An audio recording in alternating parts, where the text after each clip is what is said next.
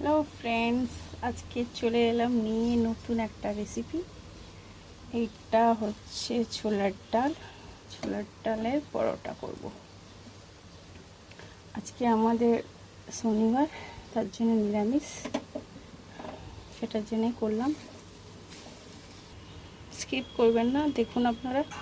এই দেখুন, ছোলার ডালটাকে আমি কড়াতে নেড়ে নিচ্ছি, একটুখানি গোটা জিরে দিয়েছি, দেওয়ার পরে এটাকে আমি এরম করে নিলাম। এবার আমি আটা মাখবো নুন দিয়ে। আজকে আমাদের শনিবার, তার জন্যে একটু স্পেশাল ঘরে এরকম করলাম। আমার ছেলেরা খাবে। দেখুন আপনারা, ভালো লাগলে লাইক করে দেবেন। এটা এরকম করে ঠান্ডা, গরম আছে, প্রচণ্ড গরম আছে। এটা একটু ঠান্ডা হয়ে যাবে, হওয়ার পরে আউট। তারপরে আমি আটার মধ্যে পুর দিয়ে করব। এখানে আমি আটাটা মেখে নিয়েছি। এবার আমি আটাটাকে দেবো পুর করে। আর এখানে আমি একটু চা খাবো। বেলা 12টা বাজে, একটু ইচ্ছা হয়েছে চা খাওয়ার জন্য, তাই করলাম, খাবো।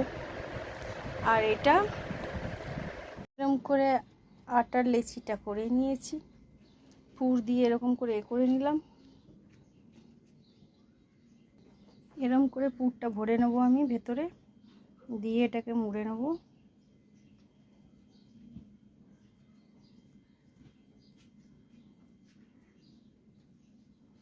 এরকম করে মুড়ে নিতে হবে।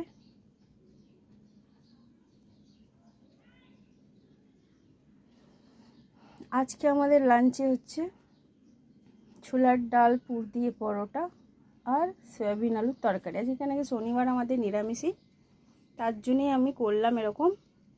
ভাত খেলে খেতে পারে, আমার ছেলেরা একটু রুটি পরোটা এসবই বেশি ভালোবাসে, তার জন্য ভাবলাম আজকে কী খাওয়াবো, এরকম করে করলাম। এই দেখুন, এটা এরকম করে বেলে নেবো আমি। বেলে নিলাম, এর মধ্যে দিয়ে দিয়েছি, উল্টে দিলাম। তিনটে একসঙ্গে আমি ভাজছি।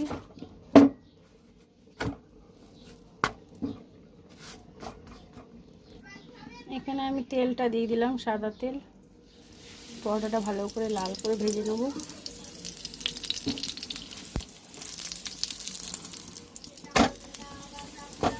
পরোটাটা ভাজা হয়ে গেছে। এ দেখুন, হয়ে গেছে আমার ছোলার ডালের পরোটা।